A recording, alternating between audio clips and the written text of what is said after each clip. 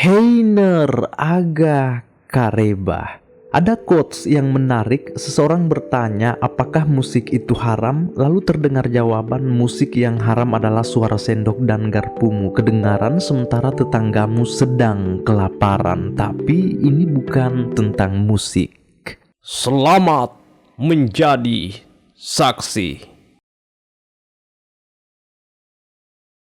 Di awal kita melihat konser sangat megah, entah berapa ribu penonton yang hadir di sini. Semuanya teriak porak-poranda menyambut sang vokalis yang bernama Ami.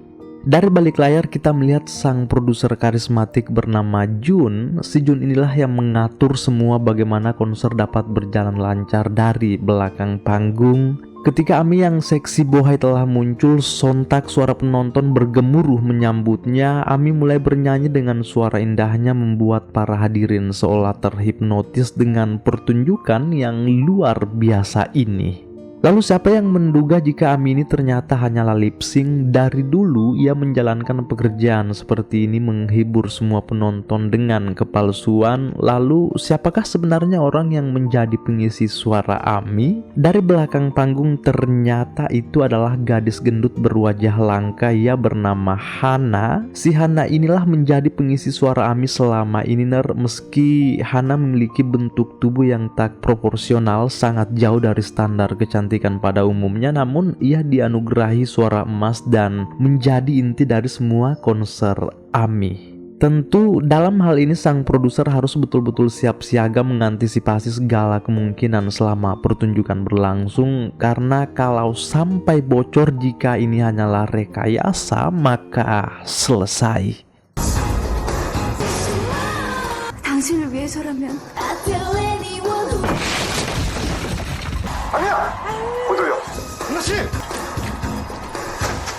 Seperti apa yang kita kira telah terjadi kecelakaan panggung. Beruntung itu masih sempat diatasi oleh Jun. Jelas kondisi yang tiba-tiba ini membuat mereka semua panik. Untung semuanya balik normal lagi hingga selesai.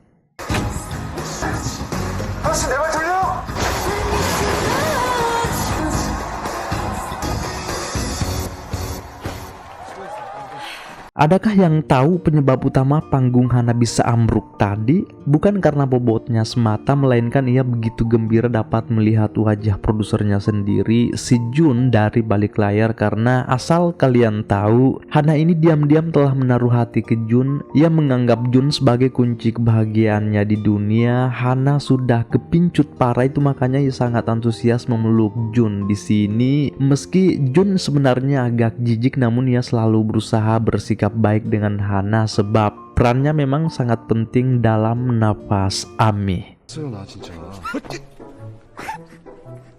Di luar daripada itu, sisi gelap dan hal menyedihkan sebenarnya ada pada mental dan pikiran Hana yang setiap hari mendengar cacian, hinaan, bahkan pria dalam bentuk apapun itu selalu menghindari Hana. Takut katanya. Maaf ya, banyak dari mereka mengejek Hana jika parasnya 11-12 dengan pantat babi. Sungguh begitu terhinanya si Hana ini, Sehabis mengisi suara Ami, biasanya ia hanya menghabiskan hari-harinya dengan air mata. Ia sangat terpukul dengan perlakuan orang-orang terhadapnya yang sangat jauh dari standar kecantikan orang-orang di Korea sana. Kita juga tidak menyalahkan Hana karena telah jatuh cinta dengan orang yang tak mungkin mencintainya, Jun maksudnya, sebab cinta tidak akan pernah memilih kepada siapa ia akan tumbuh. Sampai di suatu hari, Hana yang sudah mulai putus asa dengan bentuk tubuhnya pun mencoba datang ke dukun. Hana telah memutuskan untuk menempuh jalur mantra agar bisa membuat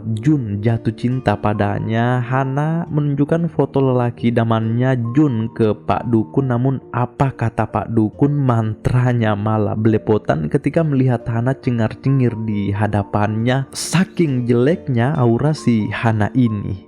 Air matanya tak tertahankan, Hana mulai mencoba jalan lain, yaitu dengan meminum obat diet hingga berapa kaleng, namun bobotnya malah makin bertambah. Alih-alih ia hendak dilarikan ke rumah sakit karena overdosis, namun dokternya malah mandi keringat minta ampun.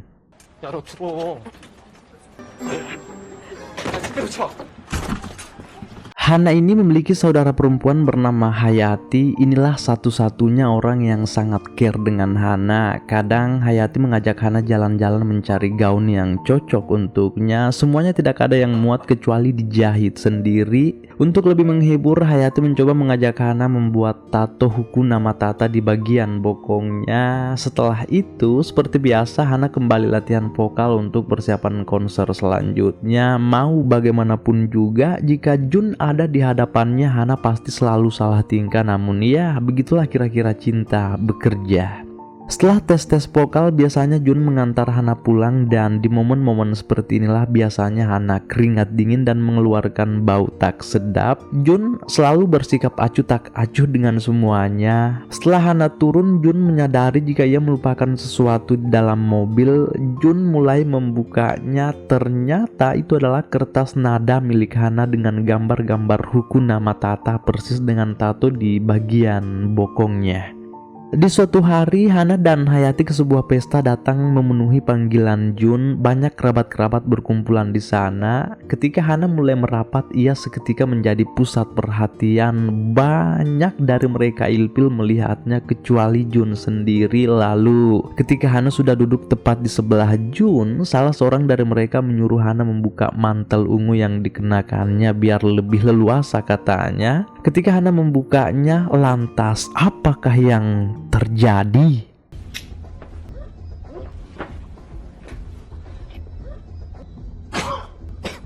Mereka semua nyaris muntah melihat gelombang lemak perut Hana. Tak lama datanglah seorang wanita mengenakan gaun yang sama lalu duduk di samping Jun pula. Itu adalah si Ami. Sikap Ami di sini seakan-akan mengejek Hana yang kebesaran mentang-mentang ia memiliki tubuh yang seksi. Tentunya Hana sangat malu dan tertekan. Ia pun memutuskan meninggalkan pesta. Di belakang, Ami malah ngangguk-ngangguk mengejek karena bagaimanapun si Ami ini selalu mau tampil dominan di mata Jun dan tidak mau disaingi. Cukup jengkel Jun melihat sikap Ami yang amat sentimen dengan Hana. Jun pun mengajaknya ke toilet. Ada hal penting yang ingin disampaikan. Jun memberitahu Ami jika bersikap baiklah dengan Hana meskipun ia jelek dan gendut, tapi ia memiliki suara emas dan bisa kita terus manfaatkan demi meningkatkan dan menjaga popularitas Ami ke depannya kan. Tak diduga percakapan mereka ternyata didengar oleh Hana yang lari menepi di toilet sebelah.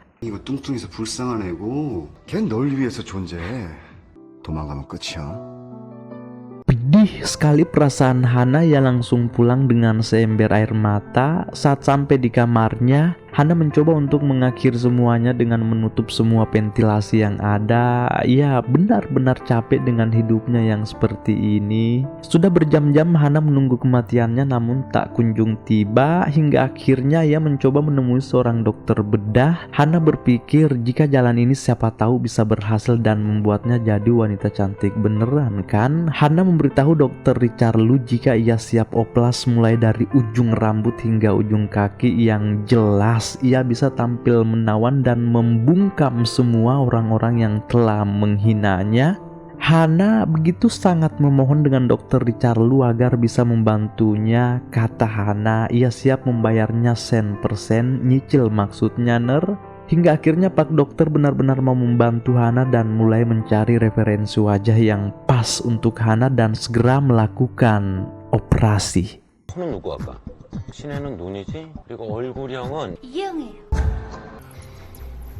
이야.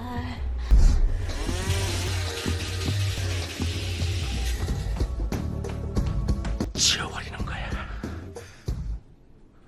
Hasilnya nyaris sempurna namun ternyata ada yang bermasalah dengan model hidungnya. Akan dilakukan perbaikan ulang. Hana juga sempat datang meminta restu ke ayahnya yang lagi mengalami gangguan jiwa dalam kurung sedikit gila-gila. Hana memberitahu jika sebentar lagi ia akan menjadi wanita cantik. Bahagia sekali ayah Hana mendengar itu sampai tiba saatnya dibukalah tahap akhir hasil operasi Hana dan wow, hasilnya sungguh menakjubkan.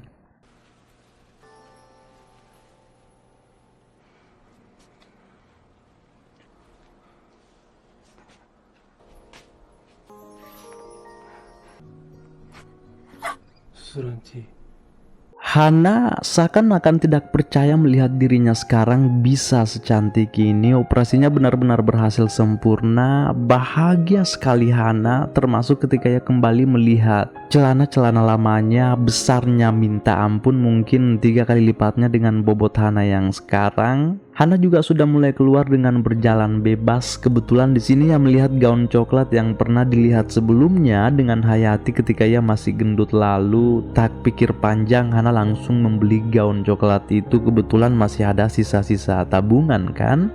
Begitu ia telah mengenakannya, Hana sungguh anggun, tapi masih dengan karakter seperti dulu, tidak berubah. Di mana ada keramaian, di situ Hana tebar pesona jalan bak model kegirangan. Pusat perhatian hanya tertuju padanya. Mereka bagaikan melihat bidadari baru turun dari kayangan. Saking menariknya aura Hana sekarang, banyak dari mereka yang sampai kehilangan kontrol melihatnya.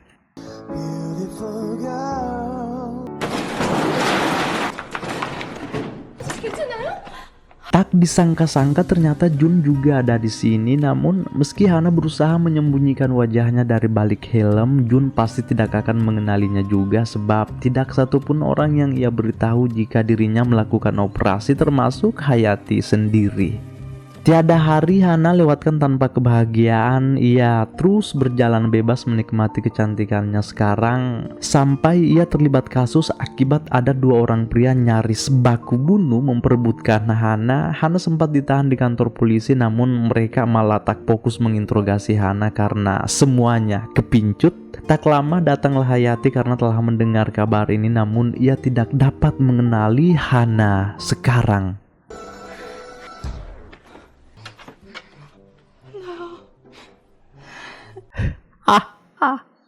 Tuh kan salah orang si Hayati. Sampai Hana mulai mendekatinya dan memberitahu Hayati jika inilah Hana yang kau cari. Pastinya Hayati heran. Hana pun langsung mengajaknya menepi lalu memperlihatkan tato huku nama Tata yang pernah dibuat bersama. Disinilah Hayati baru percaya dan hampir pingsan melihat penampilan Hana sekarang. Kini 1 tahun telah berlalu. Hana mulai mempertanyakan bagaimana kondisi Jun sekarang dan apakah program musik AMI masih tetap berjalan. Hayati memberitahu jika mereka sudah lama mencari-carimu. Saat ini album kedua AMI kacau balau karena kehilangan vokalis andalannya. Terdengar kabar juga jika Jun sedang melakukan casting mencari pengganti Hana. Hana pun berinisiatif untuk ikut juga, sebab memang selain bercita-cita menjadi seorang penyanyi terkenal, Hana ini juga sangat rindu dengan Jun, pria yang sangat ia idam-idamkan di alam semesta. Nah, agar tidak ketahuan identitas aslinya, Hana akan mengganti namanya jadi Jenny. Ia benar-benar ikut casting di program AMI. Lalu ketika Hana hendak masuk panggung, tingkahnya agak sedikit mencurigakan. Jelas ini adalah respon canggung dan salah tingkah, sebab bisa berhadapan kembali dengan Jun setelah sekian lama tak jumpa. Tanpa basa-basi, para juri langsung menyuruhnya bernyanyi dan mereka semua pada terperengah mendengar suara merdu Jenny. Hana maksudnya. Rudy di samping si Jun ini sampai nangis terseduh-seduh mendengar suara Jenny, sedang Jun sendiri sok pura-pura kuat padahal amat tersentuh juga.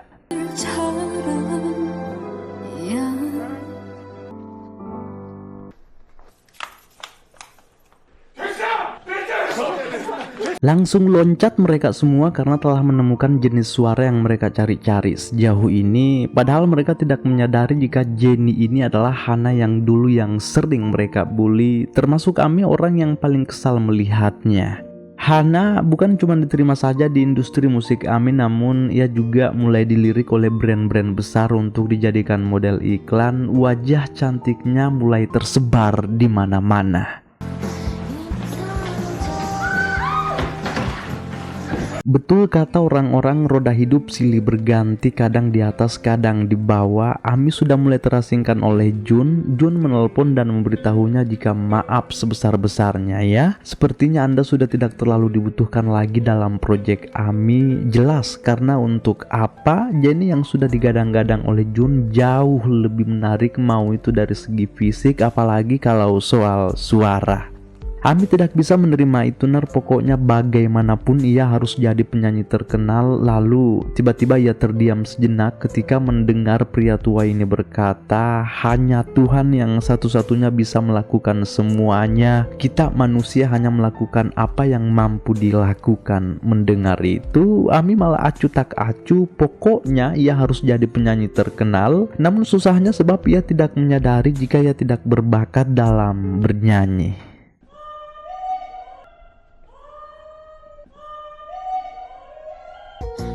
지금 시작기를 비춰 조금씩 뜨겁게 뭐가 느껴져?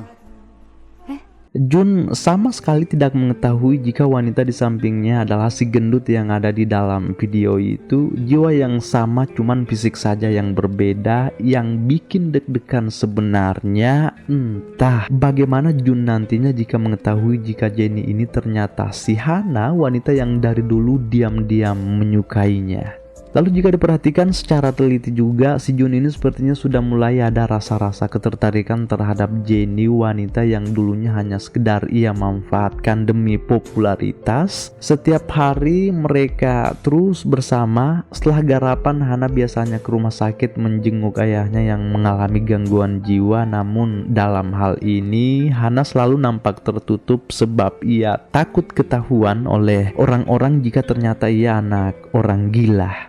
Hana betul-betul ingin mulai lembaran baru Ner dalam hidupnya, membakar semua foto-foto waktu ia masih gendut lalu dan berusaha menjadi Jennie yang sekarang, yang mulai banyak dikagumi para netizen atau masyarakat. Bahkan banyak dari mereka menggebu-gebu parah ingin menggasaknya.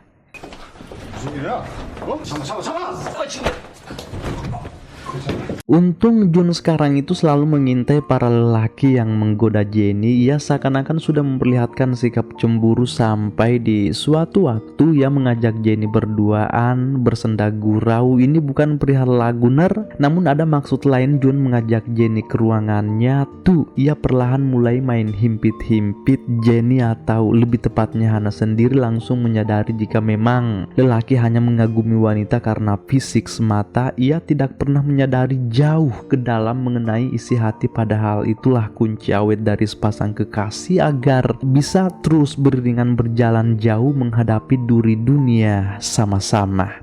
Di sini banyak respon penolakan dari Jennie, tapi karenanya sudah mulai agak teler juga, Jennie meminta untuk baring sebentar.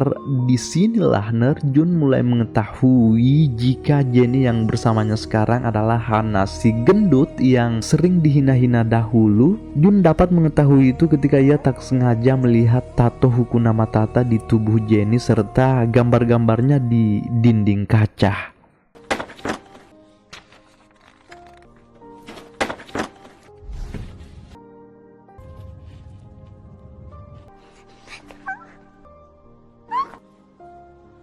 Semuanya sudah ketahuan olehnya. Di kemudian hari Jun terlihat mulai menghindari Jennie. Jennie mulai heran juga kenapa tingkah Jun seperti ini. Jennie mulai mengira-ngira apakah ia sudah mengetahui jika saya ini adalah Hana. Insecure lagi si Jennie ini Ner, padahal album kedua Ami yang telah diganti menjadi Jennie yang mereka garap selama ini sudah mau memasuki puncak peluncuran dan akan diperkenalkan ke semua penggemarnya juga. Nah, meski Jun ini telah mengetahui siapa Jennie sebenarnya, ia tetap merahasiakan itu karena takut ketika nanti Jennie mengetahui bisa saja mentalnya rusak dan itu pasti akan berimbas ke pesta peluncuran nanti kan. Jun ini sangat berharap jika Jennie tetaplah Jennie, Hana tetaplah Hana yang gendut. Singkat kisah, konser peluncuran pun tiba. Orang-orang di luar sana sudah pada heboh menunggu. Terlihat ayah Jennie juga hadir sambil membawa boneka merahnya. Lampu penyambutan telah mati. Jennie telah muncul di atas panggung. Sontak semua penonton bergemuruh teriak memanggil namanya, termasuk ayahnya. Begitu sangat bahagia bisa melihat anaknya Hana yang gendut dulu telah jadi cantik dan sekarang jadi idaman semua orang.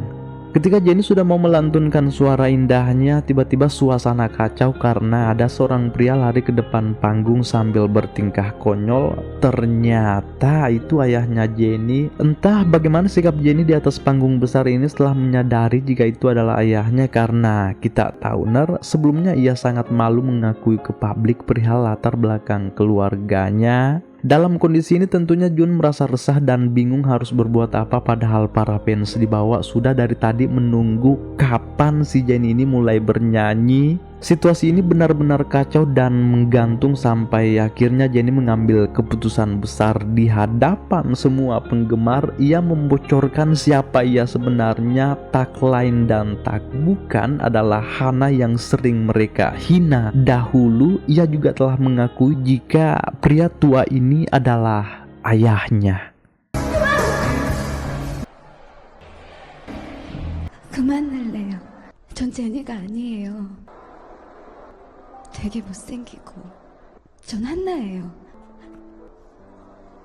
그렇게 해서 이뻐지니까. 그래서 저 수술했어요. 정말 행복했었는데 지금은 진짜 하나도 기억이 안 나. 저예요. 한나가.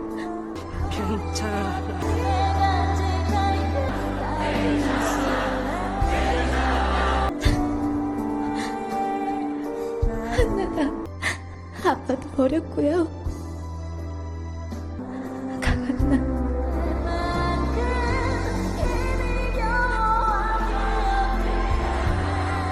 Suasana tiba-tiba banjir air mata dari puluhan ribu orang yang hadir sah-sah saja dan dapat menerima Jenny apa adanya. Mereka sama sekali tidak mempermasalahkan masa lalunya yang hina, malah mereka teriak lantang meminta Jenny untuk menyanyikan peluncuran album barunya segera. Jun menyaksikan kejutan yang tak terduga-duga ini juga sangat tersentuh, bahkan ia tak tahan hingga meneteskan air mata. Konser peluncuran ini malah jadi jauh lebih berkesan dari apa yang dikira. Semuanya tanpa terkecuali menerima dengan baik. Hingga kini album kedua Jenny sangat populer di mana-mana. Jenny telah jadi artis terkenal dengan suara emasnya serta perjuangan hidupnya yang ia lalui sendiri. Terdengar kabar juga jika ia akan bersanding di pelaminan dengan produsernya sendiri, yaitu Jun. Kini telah usai. Adapun hal yang bisa kita petik dari kisah Hana ini, tulis di kolom komentar ya. Selamat bersua di video selanjutnya. Bye.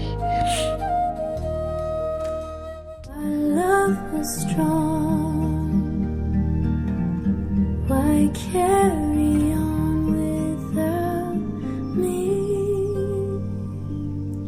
And every time I try to fly, I fall without my wings. Feel so small. Guess I need you, baby. And every time I see you in my dreams, I see your face haunting me. Guess I need you.